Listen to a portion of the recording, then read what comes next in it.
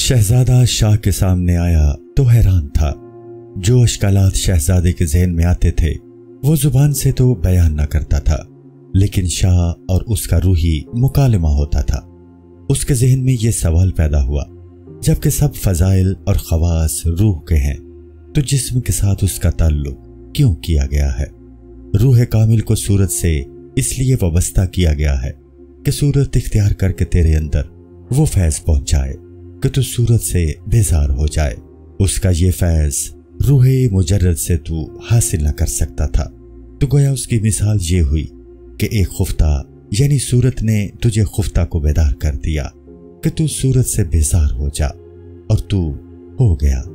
इस रूह से जबकि वो सूरत में है कलाम सादिर होता है, जो तुझे उस कलाम से बाज रखता है जो मकसूद से माने हो। जिस्मानी बीमारियों को अल्लाह ताला गुनाहों की बीमारियों की दवा बना देता है। या रूह कामिल के जिस्म में जब इश्क की बीमारी तारी हो जाती है तो उसके आसार को देखकर लोग अपनी इस्लाह करते हैं। हमने इश्क को बीमारी कहा है, लेकिन ये ऐसी बीमारी है जो सेहत की जान है और उसकी तकालीफ राहतों के लिए बाइसे हसरत हैं जो सेहत से मकसूद होती हैं। ऐ जिस्म, अब इस जान का पीछा छोड़ दे। अगर तू बिल्कुल रूह को नहीं छोड़ना चाहता तो जैसा काजी ने कहा, कोई और रूह तलाश कर ले। शाह चीन उस शहजादे को नवाजता था, लेकिन इश्क उसको गुला रहा था।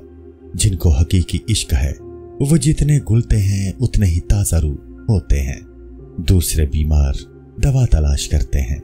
मरीज़ इश्क के बढ़ने की तमन्ना करता है। इश्क अगरचे जहर है, लेकिन उसकी मिठास सबसे बड़ी हुई है। ये मर्ज है, लेकिन हर सेहत से बेहतर है। इश्क में सालहा बमंजिल एक साथ के हैं।